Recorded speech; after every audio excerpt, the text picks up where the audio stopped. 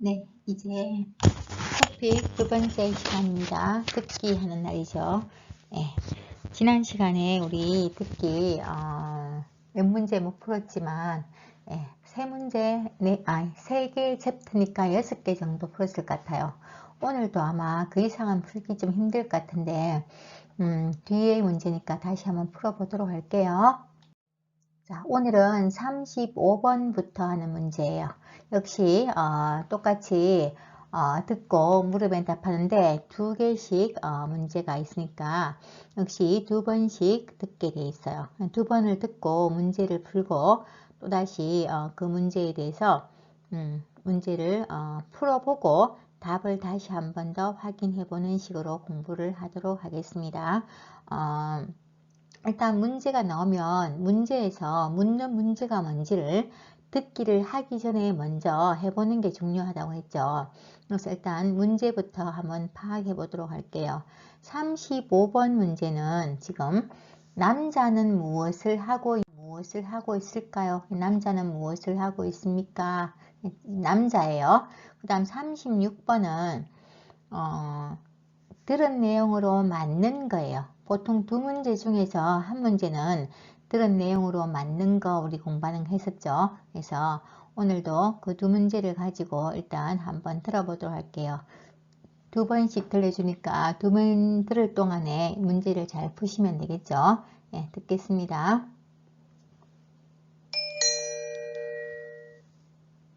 다음을 듣고 물음에 답하십시오. 두 번 읽겠습니다. 아역 배우로 영화 인생을 시작해서 78세의 나이로 눈을 감기까지 김민수 선배님의 삶은 오직 영화만을 위한 것이었습니다. 선배님은 배우로서 100여 편의 영화에 출연하며 특유의 개성 넘치는 연기로 우리를 울고 웃게 했습니다. 53세에는 감독으로서 첫 작품을 발표하고 이후 3편의 영화를 더 남겼습니다.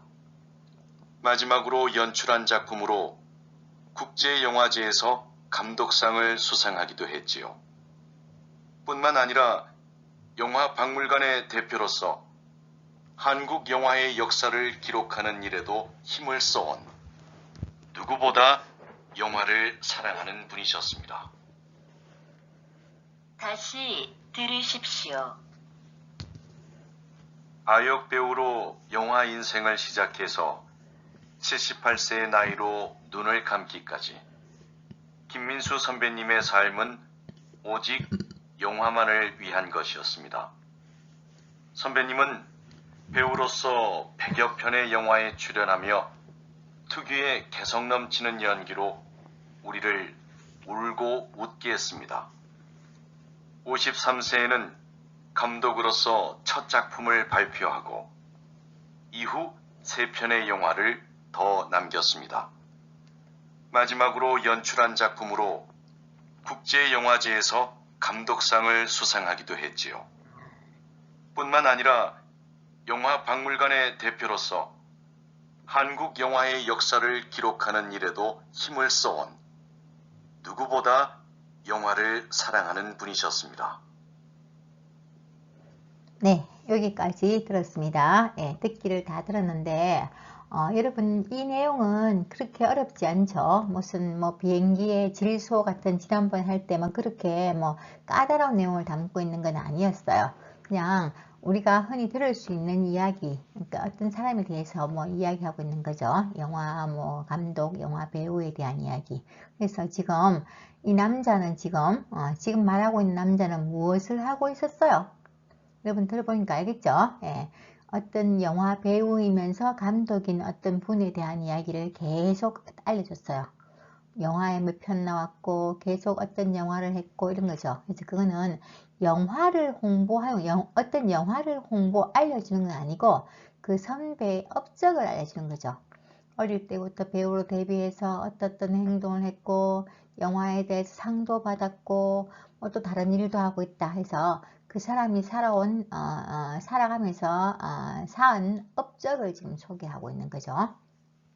그다음 36번은 맞는 거 골라야 되니까 볼게요. 김민수는 배우이자 감독으로 해야겠다. 맞습니까?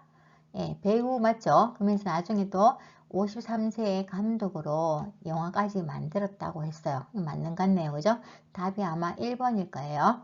2번 볼게요. 김민수는 늦은 나이에 배우로 데뷔했다? 늦은 나이에 아니고 제일 처음에 나올 때 뭐라 했냐면은 아역 배우라는 얘기를 나왔어요. 아역 배우. 아역 배우라는 것은 아이 역할을 하는 배우라는 이야기죠. 아이 역할을 하는 배우. 그러니까 아역 배우면 아이 때부터 지금 배우로 활약했다는 이야기겠죠. 그래서 늦은 나이에 배우가 된 거는 아니었어요. 이건 지금 잘못된 거죠. 늦은 나이에 잘못됐어요. 그 다음 김민수는 100여 편이 넘는 영화를 연출했다. 100여 편이 넘는 영화에 나왔다 했죠. 그냥 주인공으로 연출한 거는 그 작품을 만들다, 그 작품을 뭐 프로듀스 한다는 얘기예요. 근데 이때는 연출이 아니고 출연했다가 맞아요. 연출하고 출연은 달라요. 연출은 작품을 만든다는 뜻이고 그 작품에 누구 배우를 쓸 것인지 이렇게 다 기획한다는 뜻이고 출연한다는 것은 배우로 나온다는 얘기예요. 그래서 연출이 아니고 출연이에요. 조금 헷갈렸겠죠, 여러분들도. 4번은 김민수는 국제영화제에서 상을 받지 못했다? 아니고 본인이 만든 국제영화제에서 나중에 마지막 작품으로 상을 받았다 했어요. 받지 못했는 게 아니었죠. 그래서 답은 1번이 아마 맞을 거예요. 여러분이 답을 알고 다시 한번 들어볼게요. 2번 안 듣고 한 번만 듣도록 하겠습니다. 다음을 듣고 물음에 답하십시오. 2번 읽겠습니다. 아역 배우로 영화 인생을 시작해서 78세의 나이로 눈을 감기까지 김민수 선배님의 삶은 오직 영화만을 위한 것이었습니다.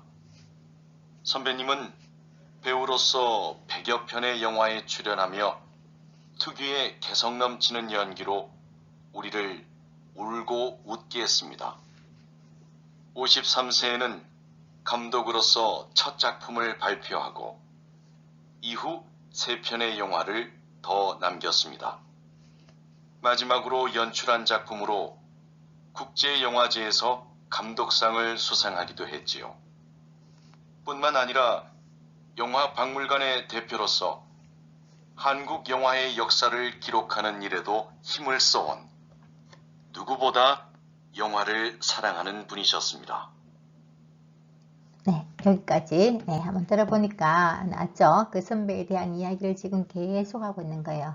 몇 편의 영화에 출연했고 어떤 일을 했는가 그런 것들 다 나왔으니까 업적이에요. 그게 업적이에요. 살아가면서 남겨놓은 일, 그게 업적입니다. 그런 내용은 아까 들어봤는 거 그대로 맞죠? 답은 1번이 맞습니다. 37번, 38번은 교양 프로그램입니다. 교양은 우리 어떤 지식 같은 걸 찾게 해주는 프로그램인데 그거 맞는 거예요. 우리 중심 생각 이야기 했죠.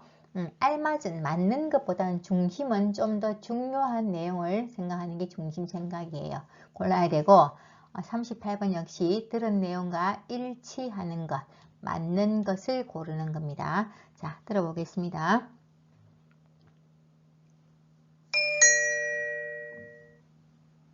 다음은 교양 프로그램입니다. 잘 듣고 물음에 답하십시오. 2번 읽겠습니다. 충치뿐 아니라 잇몸병으로 고생하는 젊은 분들이 상당히 많네요. 네, 그 수가 전체 잇몸병 환자의 3분의 1을 차지할 정도니까요. 20, 30대 환자는 최근 5년 사이에 약 60%나 증가했습니다. 젊은 분들은 잇몸병을 대수롭지 않게 여기는 경향이 있는데요. 손상된 잇몸은 원래대로 회복되지 않습니다. 게다가 잇몸병의 원인이 되는 세균이 온몸을 돌아다니며 다른 신체 기관에 악영향을 끼치기도 하고요. 심각한 경우에 이 세균이 심장병이나 치매를 유발할 수도 있어요. 건강할 때부터 잇몸을 잘 관리하는 것이 좋습니다. 다시 들으십시오.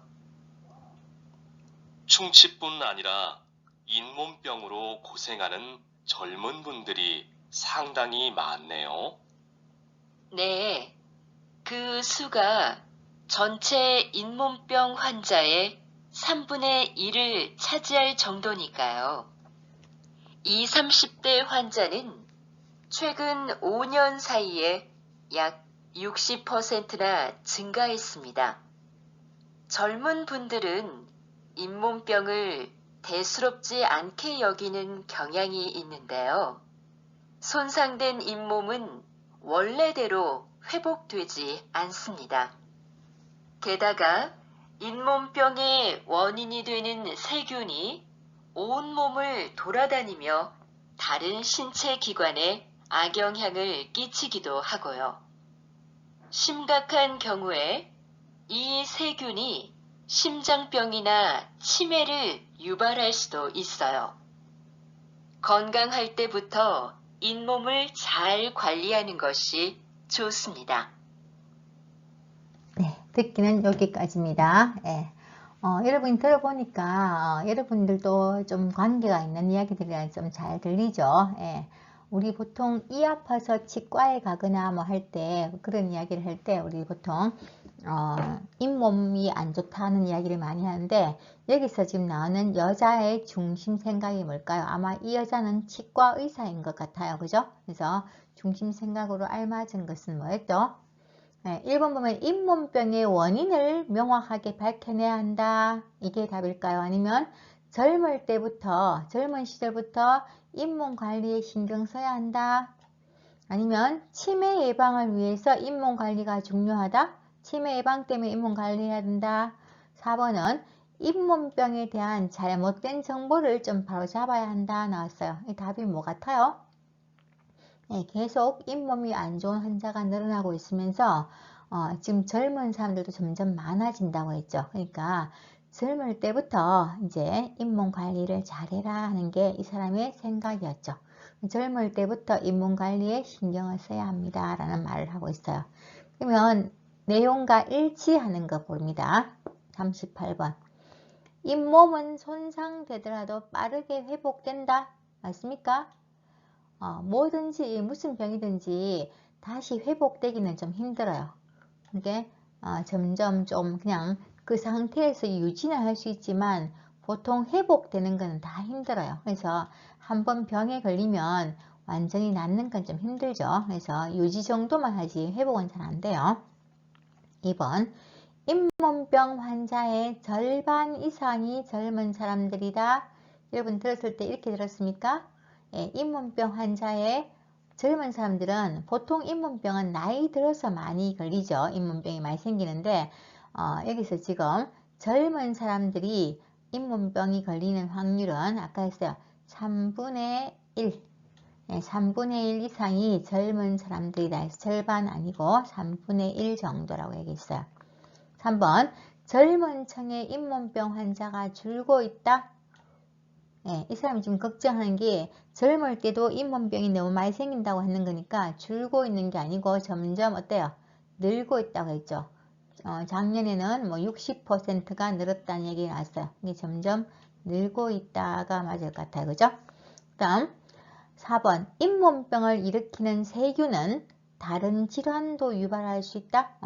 잇몸병이 있으면은 그 잇몸병 때문에 다른 병도 생길 수 있다겠죠. 아까 뭐 나왔어요. 심장병이라든지 뭐 심장질환이라든지 아니면 치매 같은 것도 나온다고 했어요.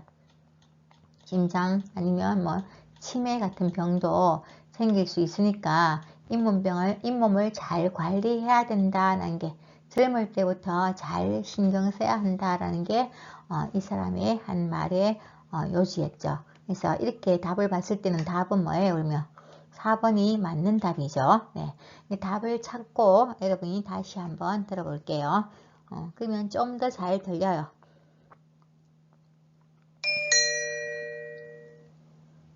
다음은 교양 프로그램입니다. 잘 듣고 물음에 답하십시오. 2번 읽겠습니다. 충치뿐 아니라 잇몸병으로 고생하는 젊은 분들이 상당히 많네요. 네, 그 수가 전체 잇몸병 환자의 3분의 1을 차지할 정도니까요.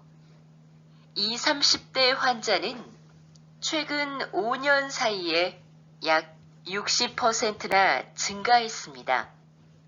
젊은 분들은 잇몸병을 대수롭지 않게 여기는 경향이 있는데요. 손상된 잇몸은 원래대로 회복되지 않습니다. 게다가 잇몸병의 원인이 되는 세균이 온몸을 돌아다니며 다른 신체 기관에 악영향을 끼치기도 하고요. 심각한 경우에 이 세균이 심장병이나 치매를 유발할 수도 있어요. 건강할 때부터 잇몸을 잘 관리하는 것이 좋습니다. 네. 다시 한 번만 들어도 이제 여러분이 답을 찾았으니까 이제 넘어가도록 할게요. 이번 39번, 40번이에요. 뒤로 가면서 계속 내용이 조금 어려워지죠. 이번엔 대담이에요. 여러분이 물음에 답해야 돼요. 이 담화 39번 문제는 이 담화 앞의 내용이에요. 그래서 지금 말하는 내용 앞에 무슨 말 했겠는가 그걸 알아야 돼요. 그래서 첫 번째 문장을 잘 들어야 되겠죠. 40번 마찬가지로 일치하는 거니까 같은 유형이에요. 근데 일단 39번 앞에 문제는 두 개 나올 때 앞에 문제는 항상 조금씩 달라요. 뭐 중심 생각인지 아니면 어떤 사람인지 여긴 지금 이 담화 앞에 내용을 물어요. 그래서 지금 이야기하고 있는 앞에는 무슨 이야기를 했을까에 대한 이야기를 봐야 되겠죠. 그거에 대해서 찾는 겁니다. 들어보겠습니다.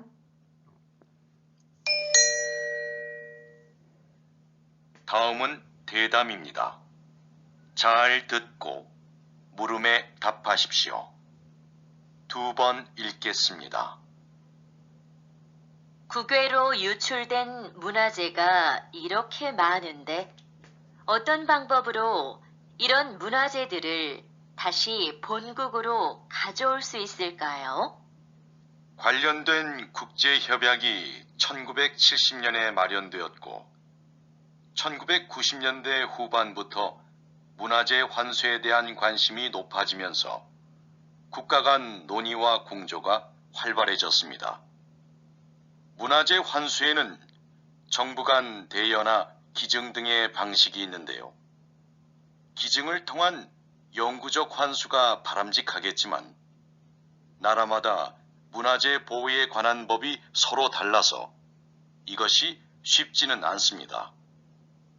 현재는 대여하는 방식으로 일시적 환수가 이루어지는 경우가 많습니다. 다시 들으십시오. 국외로 유출된 문화재가 이렇게 많은데 어떤 방법으로 이런 문화재들을 다시 본국으로 가져올 수 있을까요? 관련된 국제협약이 1970년에 마련되었고 1990년대 후반부터 문화재 환수에 대한 관심이 높아지면서 국가 간 논의와 공조가 활발해졌습니다. 문화재 환수에는 정부 간 대여나 기증 등의 방식이 있는데요. 기증을 통한 영구적 환수가 바람직하겠지만 나라마다 문화재 보호에 관한 법이 서로 달라서 이것이 쉽지는 않습니다. 현재는 대여하는 방식으로 일시적 환수가 이루어지는 경우가 많습니다. 30. 네. 조금 어렵죠. 예, 여러분이 평상시에 생활하면서 하는 이야기가 아니면 좀 전문적인 이야기가 나오면 사실 좀 어려워요. 선생님이 들어도 조금 어렵다는 생각이 들어요. 그래서 이야기를 들으면서 이게 좀 힘들겠구나 생각은 하긴 했어요. 그렇지만 힘든 문제도 풀어봐야 되겠죠. 예, 그러면 이 담화 앞에 어떤 내용이 나왔겠어요? 제일 처음 시작할 때 여자분이 하는 말이 이렇게 다른 나라에 가 있는 문화재가 많은 줄 몰랐다라는 얘기했어요. 그럼 다른 나라에 문화재 지금 가 있는 거, 우리나라도 프랑스 파리 박물관에 가면 굉장히 우리나라 문화재가 많이 있어요. 또 뭐 프랑스에는 있는 것도 아니고 일본도 있고 중국에도 있겠죠. 근데 그렇게 우리나라 문화재가 가 있는데 우리나라로 오지 못했다는 얘기예요. 지금 남아있다는 얘기. 그렇게 많이 남아있는 줄 몰랐어요 라는 얘기 있으니까 지금 이 앞에서 나온 내용은 아마 환수라는 게 우리나라로 다시 들여온다는 뜻이에요. 들어오지 못하고 해외에 남아있는 문화재가 많다라는 얘기를 지금 앞에서 했을 거예요. 했기 때문에 앞으로 어떻게 하면 환수할 수 있을까에 대한 이야기를 지금 하고 있는 것 같아요. 그죠? 그래서 답은 환수하지 못하고 해외에 남아있는 문화재가 지금 많구나 라는 것을 이야기하는 겁니다. 그러면 자, 일치하는 거 찾아야 돼요. 자, 보세요. 1번. 각국의 법이 달라서 문화재 영구적 환수가 어렵다 나왔어요. 맞습니까? 예, 남자가 지금 이야기했는데 여자가 어떻게 하면 가져올 수 있을까 하니까 남자가 각 나라마다 법이 좀 달라요. 달라가지고 문화재 영구적 환수라는 것은 완전히 우리나라로 온다는 얘기예요. 이게 바로 뭐 기여, 기증, 예, 기증 같은 거예요. 우리한테 주는 거예요, 기증. 자, 우리가 만약에 장기 기증하죠. 그러면 내가 죽을 때 내 몸에 있는 심장이나 뭐 눈 같은 것을 나는 죽으니까 필요한 사람한테 주세요 하는 게 기증이에요. 그래서 완전히 주다는 뜻이에요. 기증인데 그래서 영구적 환수는 완전히 주는 거니까 결국 기증하고 관계가 있어요. 그래서 이건 지금 영구적 환수는 좀 어렵다라는 이야기를 했어요. 아마 다시 들어보면 들릴 거예요. 그게 답이 1번인 것 같아요. 그 다음에 2번. 1970년대부터 문화재 환수가 활발해지기 시작했다. 1970년대에 처음 시작했어요. 문화재 환수와 관련된 국제협약이 1970년에 처음 시작됐어요. 처음 시작됐으니까 존재하지 않는 건 아니에요. 이때 시작된 거예요. 그러니까 그때 활발하진 않고 처음 시작된 거니까 활발해진다는 것은 1970년대에 처음 시작해서 1990년대쯤 되면 그때부터 이제 막 활발해지기 시작했대요. 그래서 이때는 70년대가 좀 아니죠. 틀렸죠. 그 다음에 세 번째, 문화재 환수는 주로 기증하는 방식으로 이루어진다? 아니죠. 아까 기증하는 것은 영구적 환수, 완전 준다는 얘기인데 지금 여기서는 영구적 환수가 어렵다 했으니까 기증하는 방식 아니고 그냥 빌려주는 방식으로, 예, 우리 도서관에서 책 대여해 준다 하죠. 그럼 대여하면은 다시 갖다 줘야 되는 거예요. 그래서 지금 우리나라 문화재가 딴 나라 가 있어도 우리가 완전히 가져오지는 못하고 그냥 그 나라에서 잠깐 대여하는 방식으로 이루어진다고 했어요. 그래서 아까 문화재 환수가 존재하지 않는 건 아니고 1970년에 시작했다고 했으니까 이것도 틀렸어요. 답은 1번밖에 안 맞죠. 네, 이렇게 여러분이 답을 알고 또 다시 한번 들어볼게요. 답을 알고 들으면 좀 잘 들릴 수 있으니까. 다음은 대담입니다. 읽겠습니다. 국외로 유출된 문화재가 이렇게 많은데 어떤 방법으로 이런 문화재들을 다시 본국으로 가져올 수 있을까요? 관련된 국제협약이 1970년에 마련되었고 1990년대 후반부터 문화재 환수에 대한 관심이 높아지면서 국가 간 논의와 공조가 활발해졌습니다. 문화재 환수에는 정부 간 대여나 기증 등의 방식이 있는데요.